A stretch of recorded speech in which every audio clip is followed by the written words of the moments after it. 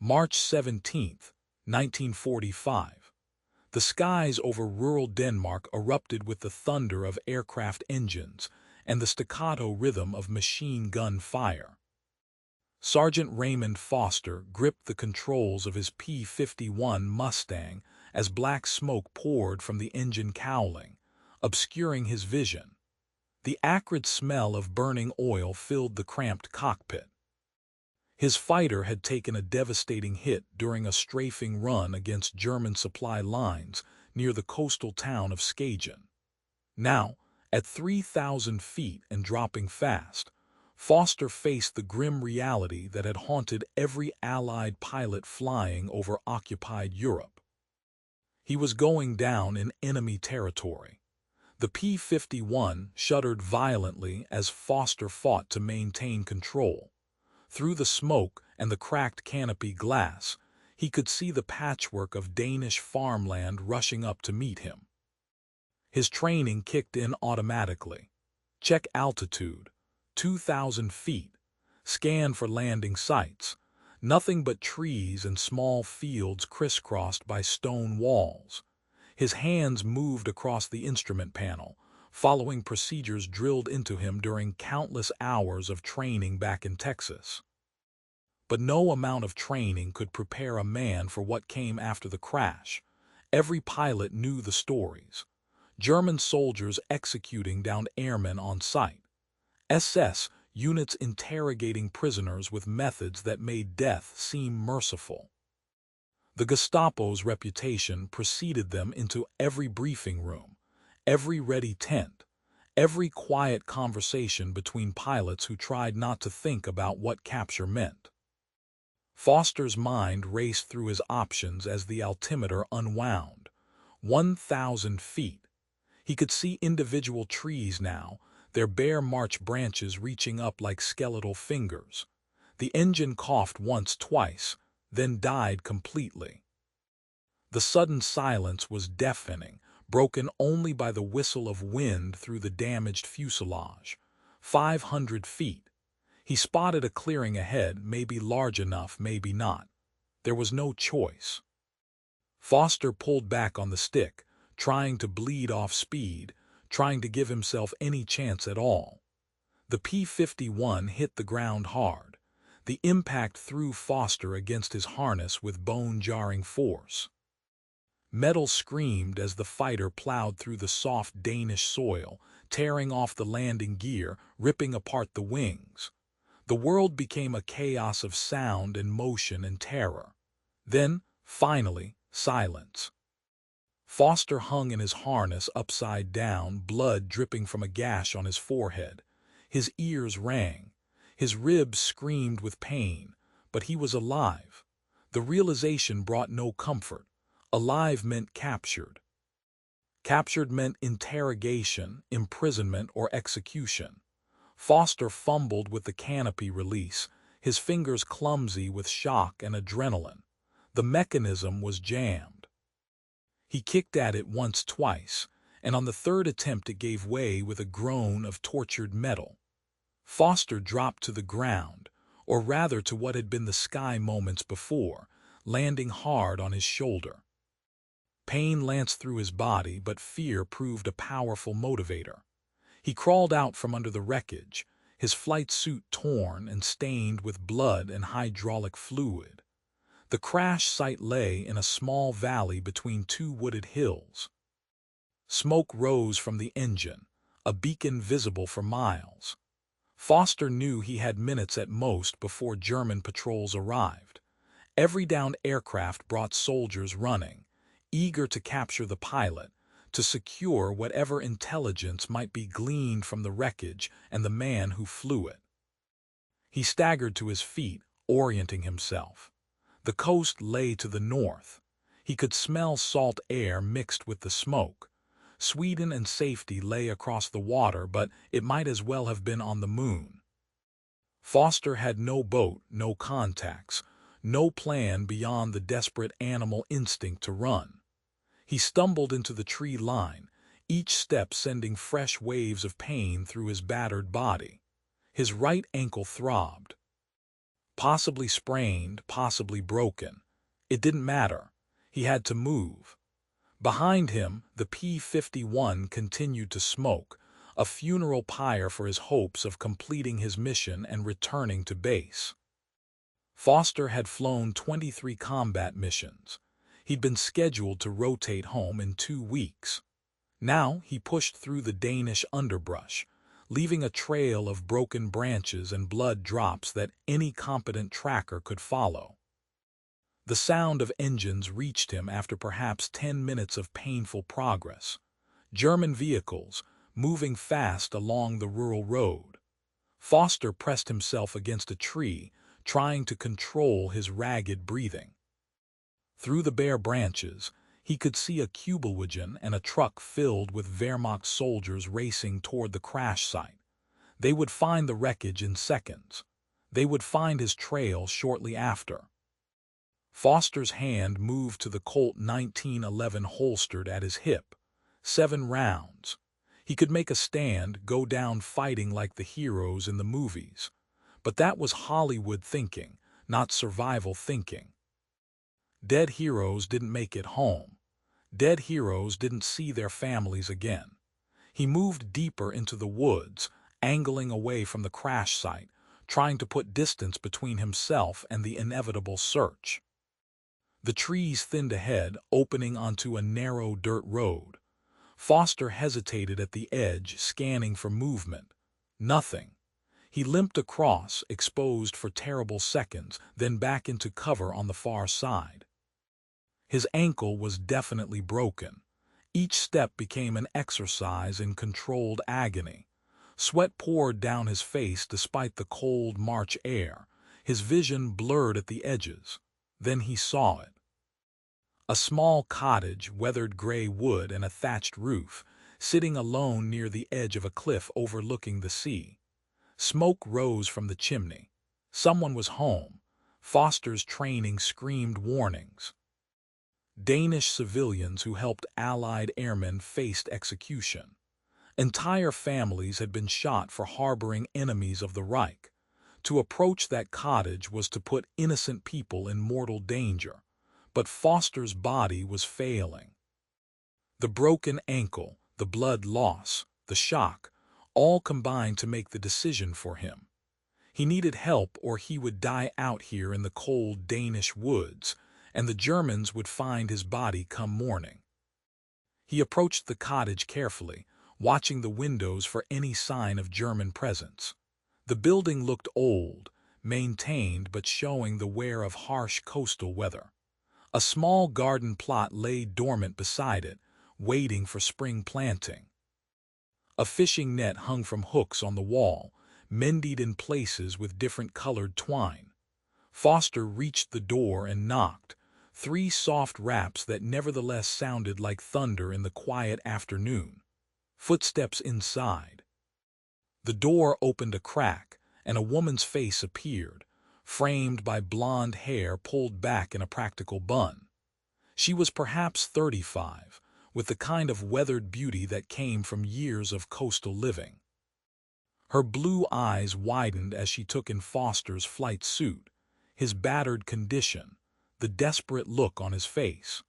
For a moment, they simply stared at each other across that threshold, across the gulf of language and nationality and the terrible risk that his presence represented. Then she opened the door wider and spoke a single word in accented English. "Come." Foster stumbled inside and the woman closed the door quickly behind him. The cottage interior was simple but clean. A fire burned in the hearth. A small table held the remains of a modest lunch. A child's toy, a carved wooden boat, sat on the windowsill. The woman gestured for Foster to sit in a chair near the fire, then moved to the window, peering out through the curtains at the woods beyond. She spoke in rapid Danish, words Foster couldn't understand, but her tone was clear. They had to be careful. They had to be quiet. She turned back to him and pointed to herself. "Elise," she said.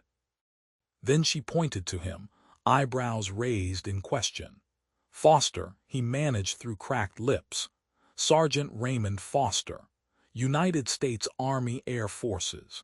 The words came automatically, the identification required by the Geneva Convention, though he doubted the Germans cared much about conventions these days. Elise nodded and moved to a cabinet, pulling out bandages and a bottle of clear liquid that Foster hoped was antiseptic and feared might be homemade spirits. She knelt beside him and began cleaning the gash on his forehead with surprising gentleness. Her hands were calloused, the hands of someone who worked for their living, but her touch was careful.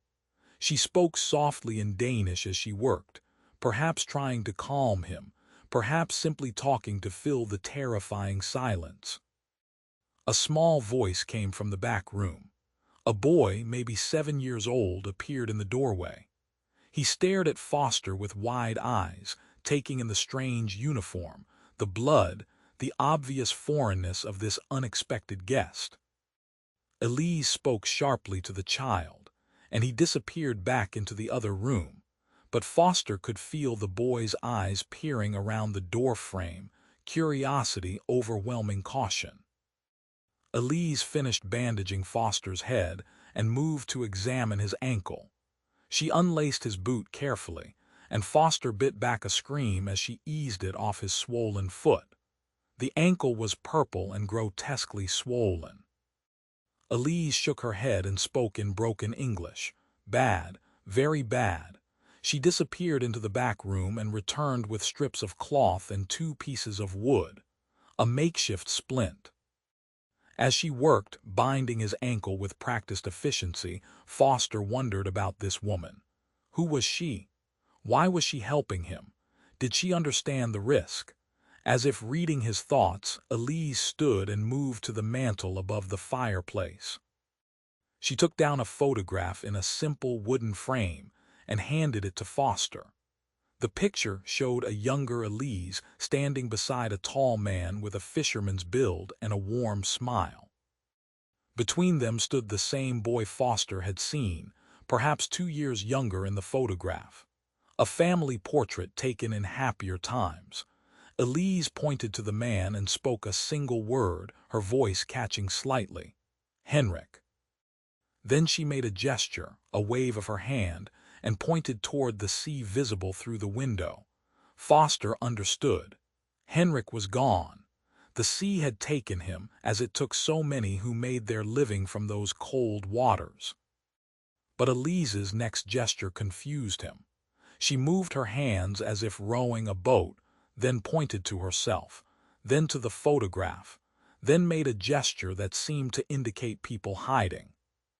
She repeated it, clearly trying to communicate something important, something that explained why she had opened her door to an enemy of the German occupation. Over the following days, as Foster recovered in the small back room of the cottage, hidden behind a false panel that Elise showed him with obvious pride, the story emerged in fragments. Elise spoke little English and Foster's Danish was non-existent, but they found ways to communicate. She drew pictures. She acted out scenes with expressive gestures, and slowly Foster pieced together the truth. Henrik had not simply been a fisherman. In 1943, when the Germans had ordered the roundup of Denmark's Jewish population, Henrik had been part of the resistance network that smuggled refugees across the narrow strait to neutral Sweden. Night after night, he had taken his fishing boat out into dangerous waters, carrying desperate people to safety. Elise had helped, watching for German patrols, preparing food for the refugees, caring for frightened children while their parents huddled in the boat's hold. Then, one October night in 1943, Henrik's boat had been caught in a sudden storm while returning from Sweden. The vessel had capsized within sight of the Danish coast. Henrik had drowned, his body recovered 3 days later by other fishermen. Elise had been left alone with her son, Peter, and the terrible knowledge that her husband had died saving strangers. But she had not stopped. Through drawings and gestures, Elise made Foster understand that she continued Henrik's work in her own way. The cottage's location, isolated but with a clear view of the coast, made it valuable to the resistance. She watched for German patrol patterns. She hid supplies. And now she hid an American pilot, continuing her husband's legacy of defiance against the occupation.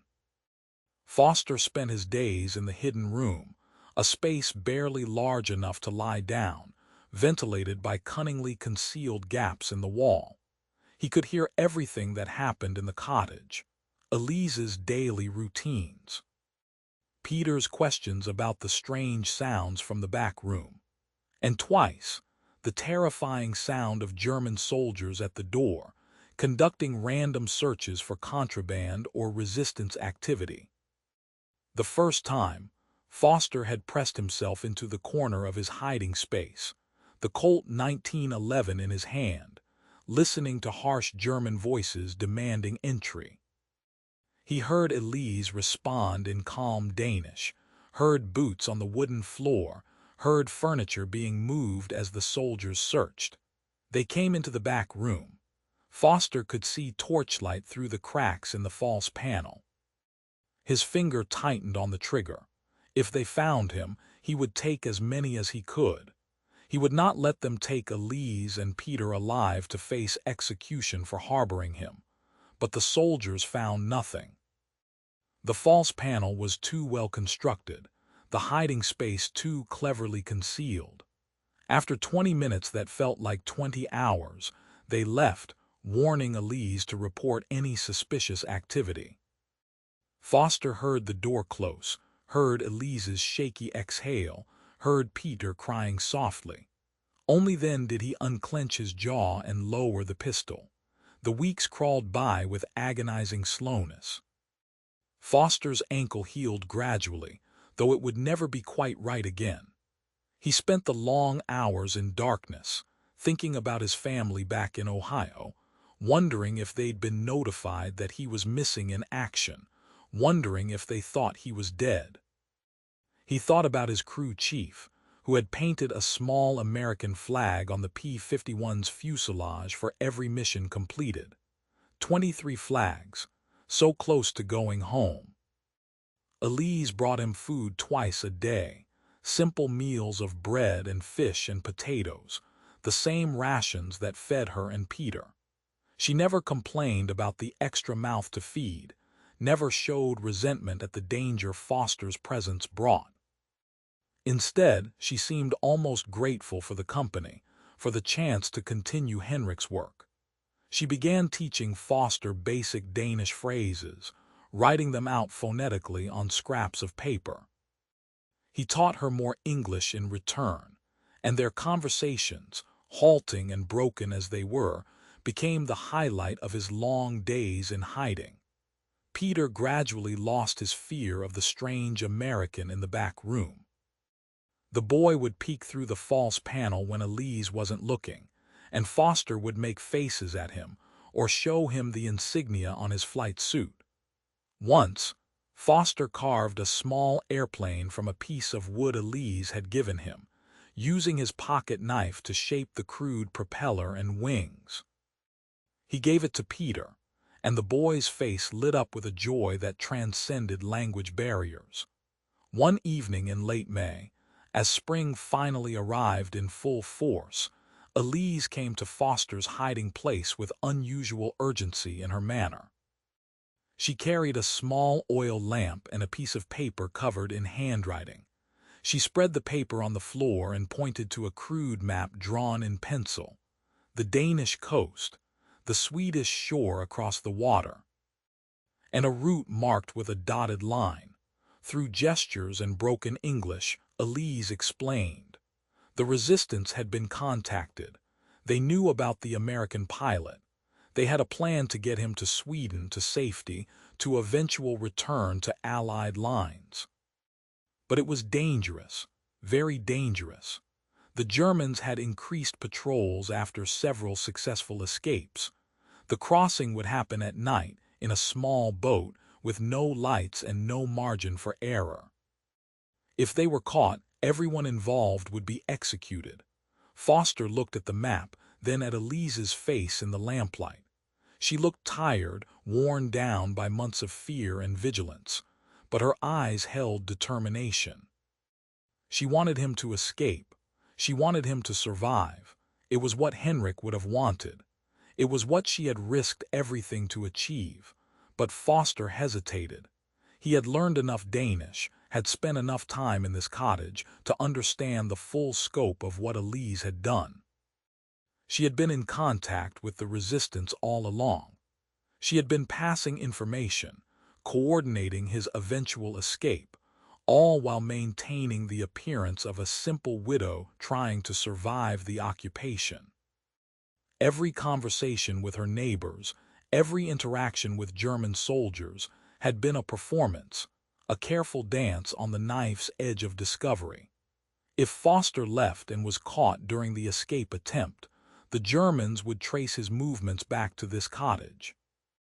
They would find the hiding place. They would execute Elise and Peter without hesitation. The risk was enormous, and yet staying indefinitely was impossible. The war was moving toward its conclusion. Allied forces were advancing from all directions, but Denmark remained under German control, and the occupation forces were growing more desperate and more brutal as defeat loomed. Foster made his decision. He would go. He would take the chance that the resistance offered. But he made Elise promise that if anything went wrong, if he was captured during the escape attempt, she would claim he had forced his way into her home, that she had been his prisoner, not his savior. She shook her head violently at the suggestion, but Foster insisted. He wrote out a statement in English, claiming he had threatened her and Peter at gunpoint. It was a lie, but it was a lie that might save their lives if the worst happened. The escape was scheduled for June 2nd, 1945. By then, Foster had been in hiding for 13 weeks, 91 days of darkness and fear, and the quiet courage of a Danish widow who had transformed her grief into defiance. On the evening of June 1st, Elise prepared a final meal. She used precious rations she had been saving, making a feast by wartime standards. Fish stew with real vegetables, bread that was almost white, even a small glass of aquavit that had belonged to Henrik. They sat together at the small table, Foster, Elise, and Peter, sharing this last meal. The boy chattered in Danish, excited by the special food, unaware of the goodbye implicit in every bite. Foster tried to memorize this moment, this feeling of warmth and safety that Elise had given him. He wanted to remember her face, her quiet strength, the way she had risked everything for a stranger because it was the right thing to do. After Peter was put to bed, Elise and Foster sat by the fire. She showed him more photographs of Henrik, of their life together before the war. She told stories in her broken English, and Foster filled in the gaps with his imagination. Henrik teaching Peter to fish, Henrik singing songs on winter nights, Henrik making the decision to join the resistance, knowing it might cost him everything. Elise pulled out a small wooden box from a hiding place beneath a floorboard. Inside were letters, dozens of them, written in Danish. She explained, through gestures and simple words, that these were messages from the resistance network, instructions for watching patrol patterns, requests for information about German movements, confirmations of successful escapes to Sweden. For 2 years, Elise had been a crucial link in the chain that saved lives, and she had done it all while appearing to be nothing more than a grieving widow struggling to survive. Foster understood then the full measure of her courage. Every day, she had faced the possibility of discovery and execution. Every interaction with German soldiers had been a test of her nerve. And she had done it not for glory or recognition, but because her husband had believed in protecting the innocent, and she would honor that belief even after his death. The next evening, as darkness fell over the Danish coast, two men arrived at the cottage. They were resistance fighters, fishermen by day and smugglers by night. They spoke no English, but their meaning was clear. It was time to go. Foster stood, testing his weight on the healed ankle. It held, though it would never be quite right again. He turned to Elise, searching for words that could express his gratitude, his admiration, his hope that she and Peter would survive the war and find peace. But words failed him. Instead, he simply embraced her, this woman who had saved his life at the risk of her own.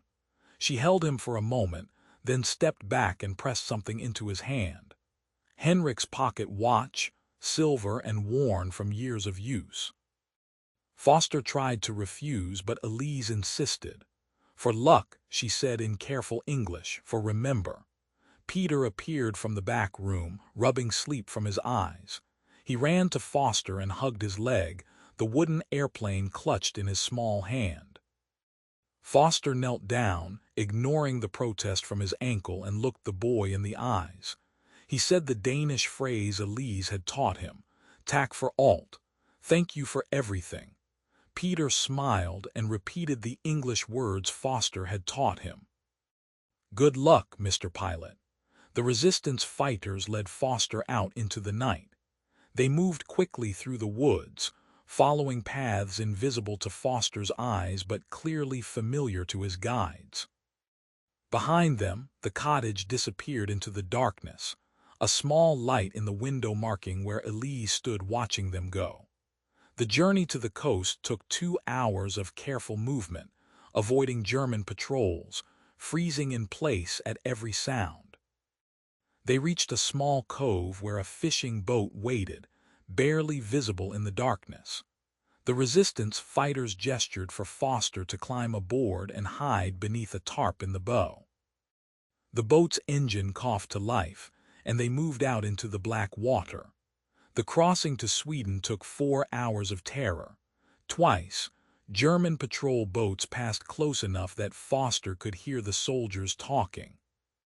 Each time, the fishing boat's captain maintained his course and speed, acting as if he was simply checking his nets. Nothing suspicious, nothing worth investigating. Foster lay beneath the tarp, barely breathing, the Colt 1911 in his hand, Henrik's watch pressed against his chest. Finally, impossibly, they reached the Swedish coast. Hands pulled Foster from the boat. Swedish voices spoke in accented English. "Welcome to Sweden. You are safe now." Foster stumbled onto the dock, his legs weak from hours of immobility and fear.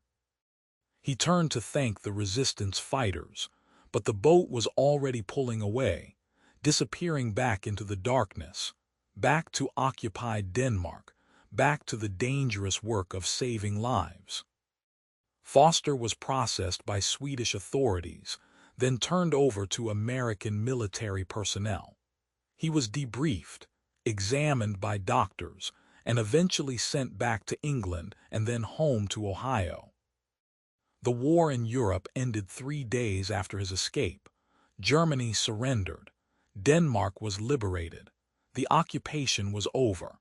But Foster never forgot the cottage by the sea or the woman who had risked everything to save him. He tried to find information about Elise after the war, writing letters to Danish authorities, to the American embassy, to anyone who might help him locate the widow who had hidden him for 13 weeks. For months he received no response. Then, in late 1945, a letter arrived from Denmark. Elise and Peter had survived. The cottage had been searched twice more after Foster's escape, but the Germans had found nothing. When liberation came in May, Elise had emerged from the war with her son, her home, and her dignity intact. She had been recognized by the Danish resistance as one of their most valuable members, a quiet hero who had saved countless lives through her courage and her careful intelligence gathering. The letter included a photograph.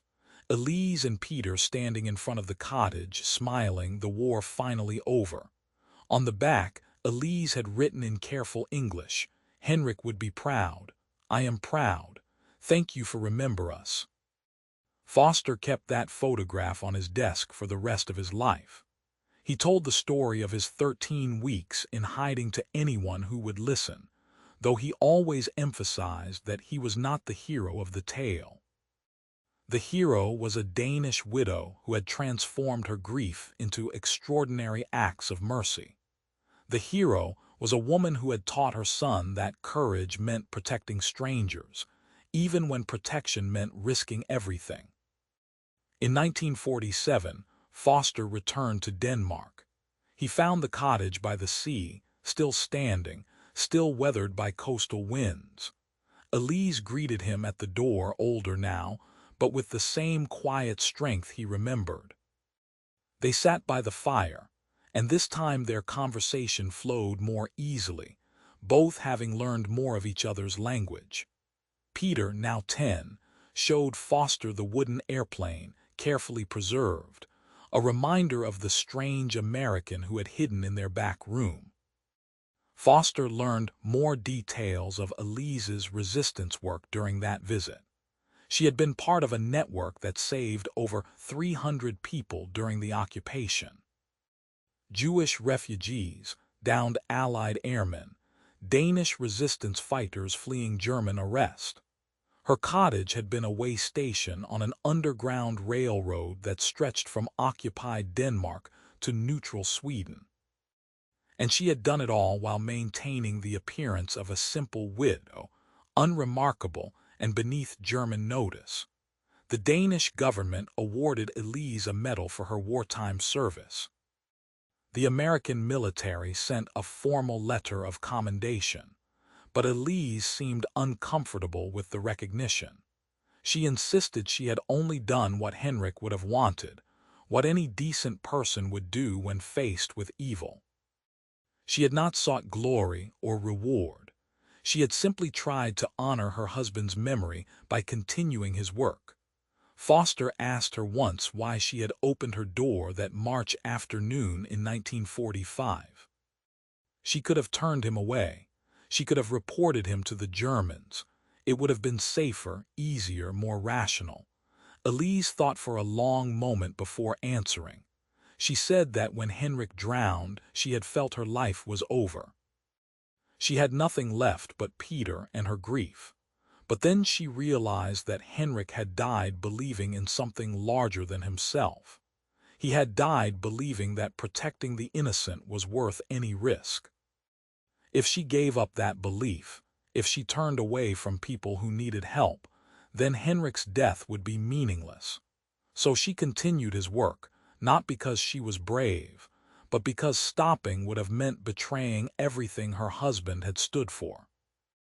Opening the door to Foster had not been a decision, she said.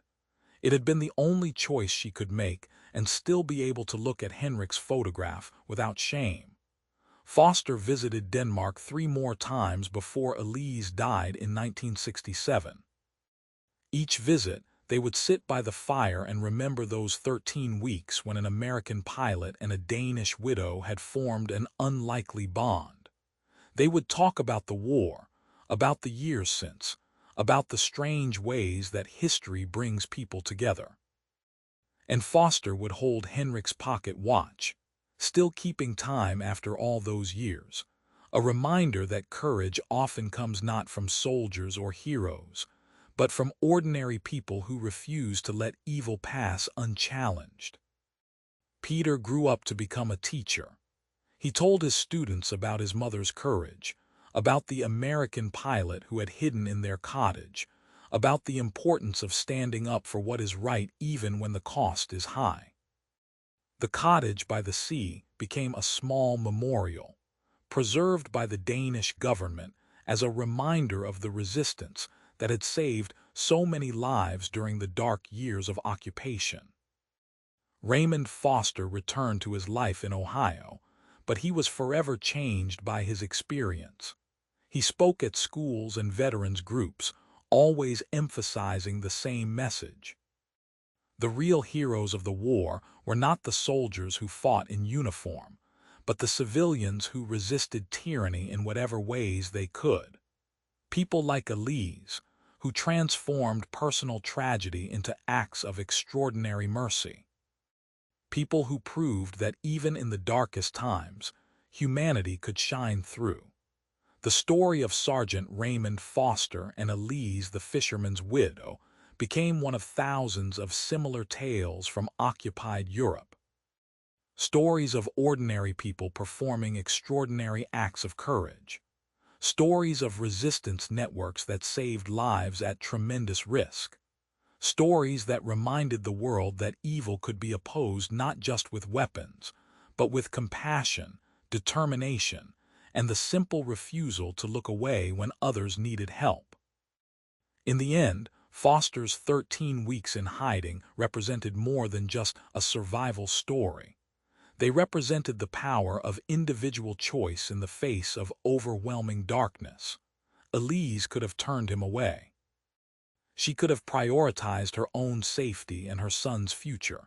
No one would have blamed her. But she chose differently. She chose to honor her husband's memory by continuing his work. She chose to teach her son that protecting strangers was worth any risk. And in making that choice, she became part of the vast, unsung resistance that helped defeat tyranny not through violence, but through the stubborn insistence that some things, like human dignity and compassion, could never be surrendered. The cottage still stands on the Danish coast, a weathered testament to one woman's quiet heroism. Visitors can see the false panel that hid Foster, the small room where he spent 91 days in darkness, the window where Elise watched for German patrols. They can read the letters she wrote to the resistance network, coordinating escapes, gathering intelligence, risking everything for people she would never meet. And they can see Henrik's photograph on the mantle, the fisherman who started it all by believing that some things were worth dying for. His legacy lived on through his widow's courage, through the lives she saved, through the example she set for her son, and for everyone who heard her story. In a war filled with unimaginable horror, Elise's cottage by the sea represented something different. It represented hope. It represented the idea that even when darkness seemed overwhelming, individual acts of mercy could push back against the night. Raymond Foster died in 1989, 44 years after his P-51 crashed in rural Denmark. He was buried with military honors, his coffin draped with the American flag. But among his personal effects was Henrik's pocket watch, still keeping time, and the photograph of Elise and Peter standing in front of the cottage. In his will, Foster left instructions that the watch should be returned to Peter, now a grandfather himself, with a note explaining that it had brought him luck every day since 1945. Peter received the watch at a ceremony in Denmark, attended by veterans and historians, and people who remembered the occupation years. He held it in his weathered hands and thought about his mother, about her quiet strength, about the lessons she had taught him through her actions rather than her words. Courage, she had shown him, was not about grand gestures or dramatic heroics. Courage was about opening your door when a stranger knocked, even when opening that door might cost you everything. The story of Elise and Raymond Foster reminds us that history is not just made by generals and politicians. It is made by ordinary people facing extraordinary circumstances and choosing, in that moment, to do what is right rather than what is safe. It is made by widows who transform grief into defiance, by mothers who teach their children that protecting strangers is worth any risk, by individuals who refuse to let evil pass unchallenged. In the grand narrative of World War II, 13 weeks in a Danish cottage might seem like a footnote. But for Raymond Foster, those weeks represented the difference between life and death. And for Elise, They represented the continuation of her husband's legacy, the proof that his death had not been in vain, the demonstration that love and courage could survive even the darkest occupation.